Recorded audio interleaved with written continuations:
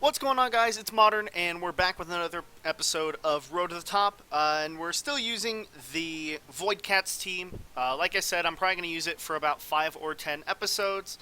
This is going to be the third episode that I have for the team, so yeah, like I said, probably about 10.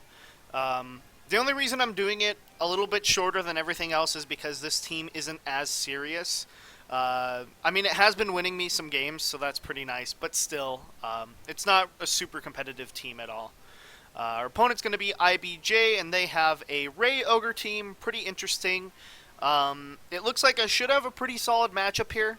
The only thing that could give me a lot of trouble is the Scizor on their side, and then their Talonflame could potentially have Quick Guard, so that forces me to bring my Lucario over Mewtwo. Because otherwise, Mewtwo would be pretty good in this matchup. Being able to use me first against Rayquaza and Kyogre is just really, really strong. Against Rayquaza, you can steal Dragon Ascent, and then against Kyogre, you can steal its own Water Spout. So obviously, it's good. You get the 1.5 times damage, so you basically get the same damage output that the Kyogre would, but you don't even have to have the move, which is pretty nice. But yeah, we're just going with the standard setup with Lucario. Funny enough, that's actually, you usually bring Lucario in a majority of matches, not because it's better per se, but the support that Feint gives and Follow Me gives is just way too strong. Our opponent's going to lead the Ludicolo and the Kyogre though, so we're in a pretty good spot. I'm in a good position where I can just go for the double protect on this first turn and then just follow it up with an assist plus a focus punch the following turn. And yeah, we should be in a pretty good position right here. Ludicolo probably can't knock out either of my Pokemon in this situation, even if I do happen to miss. So it's really important that I hit Kyogre right here, or at least on this following turn. Because Ludicolo, even though it does get the rain boost, both of my Pokemon have a lot of defensive investment, and they're actually the type of Kyogre that carries Origin Pulse. All right, so yeah, I'm gonna go for an assist and a focus punch right here. As I actually switch out Ludicolo, probably into Landorus, I'd assume. No, into Scizor, so that's completely fine. If they go for a Protect, that's also fine because this Scizor's either going to have Lumberry, which means that I can just go for an assist the following turn, or if they do Protect, then... Oh, but... I don't know. Are they protecting? No, they don't protect. So, assist is going to go off. I am going to get the Dark Void, and let's see if it connects with the Kyogre. If it connects with the Kyogre, I think we almost just win. Yeah, because... their Scizor isn't too big of a threat now, besides the fact that it's not really doing anything besides having some priority support. It's going to be it hasn't even taken its first mandatory turn of sleep, and the Focus Punch gets a one-hit knockout. So that right there, max attack, Focus Punch, base 150 power, boosted by adaptability, is very strong. Now they're going to bring in Ludicolo. I'm in a good position where I can just go for a Swagger. Yeah, I'm going to go for a Swagger onto the Scizor, I think. Just because they haven't taken that first turn yet. And then I'm also going to go for a Focus Punch into the Scizor, too. So, if they go for a Fake Out, that's completely fine by me. And it's actually going to be into Liepard. So, most likely they should be losing their Scizor right here. It is going to take its first mandatory turn of sleep, so no chance to wake up. Focus Punch is going to connect, and it does pick up the knockout, so that's not surprising at all. Focus Punch is an extremely strong attack. Coming off of this Lucario, since, like I said, adaptability, adamant nature, base 150 power, it can, like, 2-hit KO Xerneas, it can 2-hit KO Salamence if you're not intimidated. And it's pretty much, even after a 3-hit KO, you're pretty much, yeah, you 3-hit KO everything at the very least. Alright, so let's see. I just went for Feint on Rayquaza this turn, just in case if they go for an Extreme Speed. Oh, and they actually do go for extreme speed. It's going to be into Liepard. Shouldn't be able to pick up the knockout, and it doesn't even get close. So now the Rayquaza is actually going to be taking, like I said, this is one of the things that really works with assist. If your opponent tries using priority onto one of my Pokemon and I survive, like especially with Liepard, then assist will put them to sleep, and then they will not have burned that mandatory turn yet. Let's see, they go for Scald into Lucario, no burn though, so that's completely fine.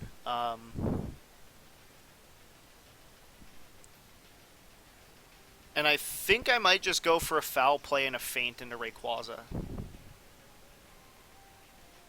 And they just go for the forfeit, so I guess that's fine. Wow, that match was over really quick. My opponent made a lot of really bad decisions, primarily just, like, the fact that they didn't fake out turn 1 was pretty risky. Or sorry, not fake out, just stay in with Ludicolo was pretty risky because when you do switch out and someone goes for Dark Void, then you haven't taken that first mandatory turn of sleep. That alone is like enough to lose a match against Void Cats. Because at the very least, your goal should be to mix up your sleep turns, so like you protect one Pokemon and then let the other one get put to sleep.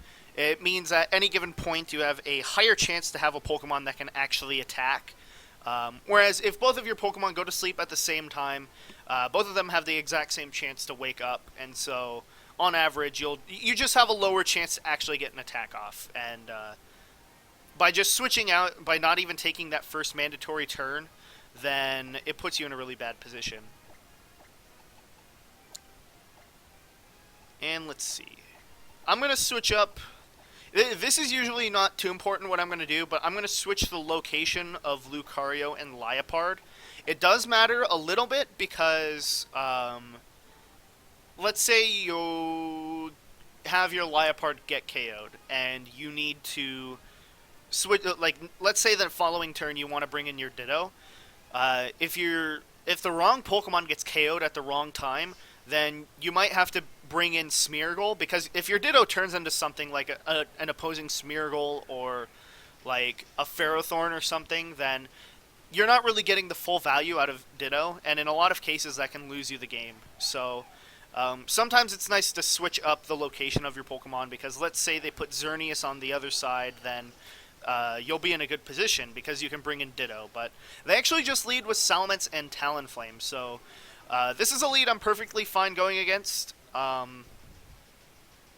can freely just go for a... What should I actually go for? A feint into Salamence and then a assist. Yeah, let's make sure we choose the right moves, though. Mega Evolve, feint into the Salamence, and assist. Alright, Salamence is going to Mega Evolve, so it does lose Intimidate. They're not able to recycle the Intimidate if they want to. So the hope right here is that they don't go for Brave Bird. If they do, they shouldn't be able to knock out my Liepard. And they go for Quick Guard, so that's actually really good for me, because that's one of the reasons that you carry Feint on this Lucario, because you can break through Quick Guard, you can break through Crafty Shield, and especially breaking through Protect, because now I'm in a situation where I can just completely ignore the Talonflame unless it doesn't get put to sleep right here. But yeah, we connect with both, that's really good. Now we're in a position where we can go for Swagger onto Salamence, we can go for a Focus Punch onto Salamence as well, I guess. And then we're in a position after that, if they, for some reason, get a knockout, then Ditto can actually transform into the Salamence and get the Swagger boost. So let's see, Focus Punch animation going through. Still asleep with the Talonflame. We are going to go for a Swagger onto the Salamence right here, and it does connect, 99% chance. Now they only have a 1 in 6 chance to get an attack off through the sleep and the confusion. And they stay asleep, so that's really good. So Focus Punch going to do about 40% to the Salamence right here. Still pretty decent damage, but they should be in range of a foul play. And then I can actually just go for a Focus Punch into the Talonflame as well, I think.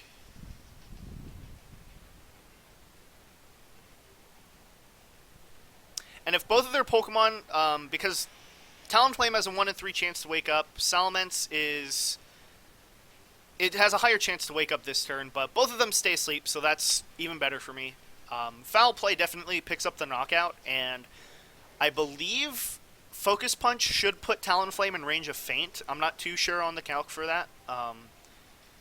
At the very least, it'll be in range of Foul Play, though. Okay, it does 50% still, so that's pretty good. I assume Groudon's going to come out now. I don't see why they would bring in Xerneas because it's really important, and that is going to be Groudon. Okay. But yeah, neither of my Pokemon have taken damage yet, which is really nice. I'm in a really solid position just to go for a Feint on a Groudon and then another Assist, I believe.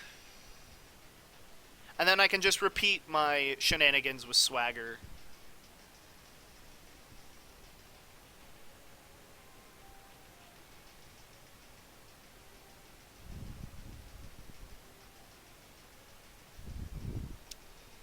And actually, this is a situation where I probably want to protect with both of my Pokemon. Because their Talonflame has a good chance to wake up here. Like, if their Talonflame wakes up and they don't have Substitute Groudon or something, then I'm in a really good position. They aren't going for Protect with their Groudon, I think, though. But they stay asleep, so that's actually really bad for me. They go for Eruption, so they are a Special Groudon, which is completely fine.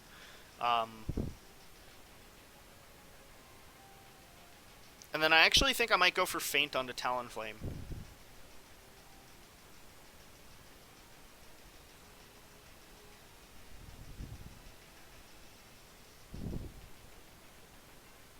Because 2 Feints might be able to knock it out.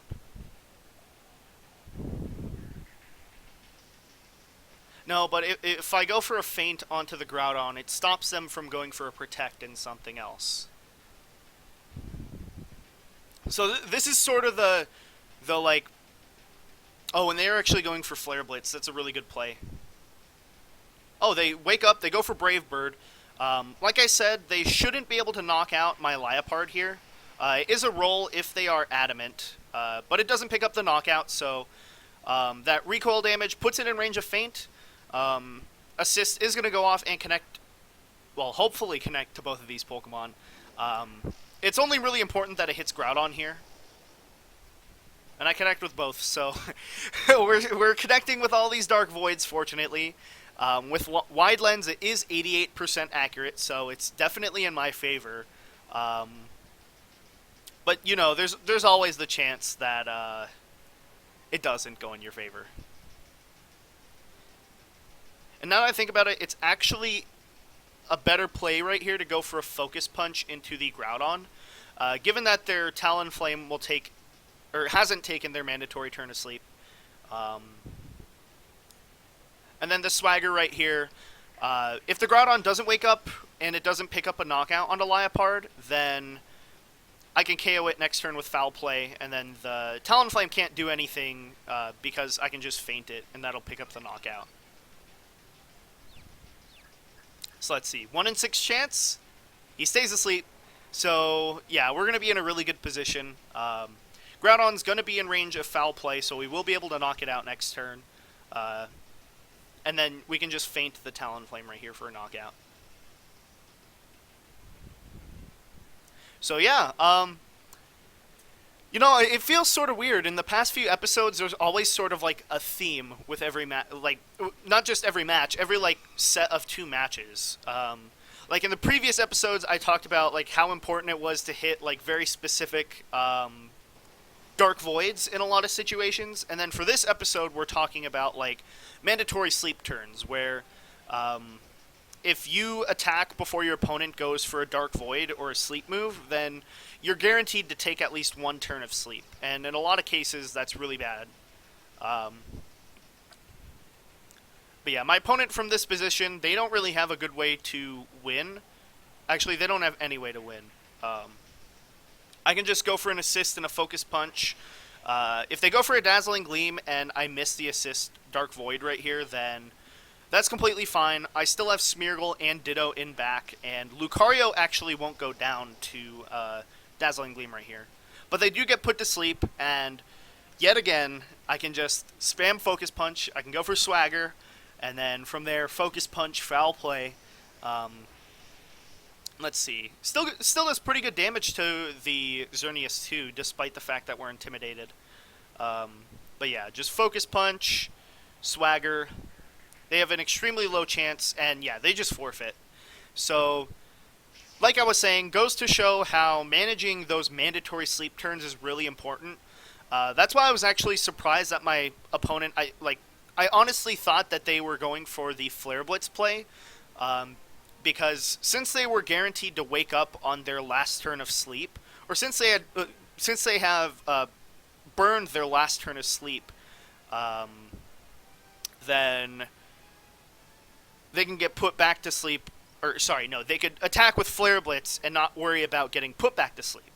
But obviously, my Liepard, it was able to survive the Brave Bird, like I said, and then obviously we hit both of his Pokemon, and the game was pretty much over.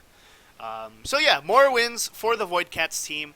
Like I said, I am going to do probably something like 10 episodes with this team. If you guys want to keep seeing it after that, I might bring it back, or I might just keep using it for like another 5 episodes. But yeah, like I said, it's not a super competitive team. It's very, very much RNG.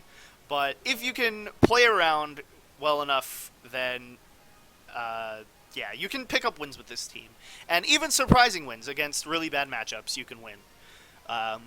And yeah, that's going to be all, guys. If you enjoyed this video, please go leave a like. It helps me out a lot, helps the channel grow, makes it more worth it for me to make all this content for you guys. And if you want to keep up with all of the content that I'm going to be releasing over the summer as we approach Nationals and Worlds, make sure to check out my social media and hit subscribe. I'm ModernGamer. Thanks for watching, guys.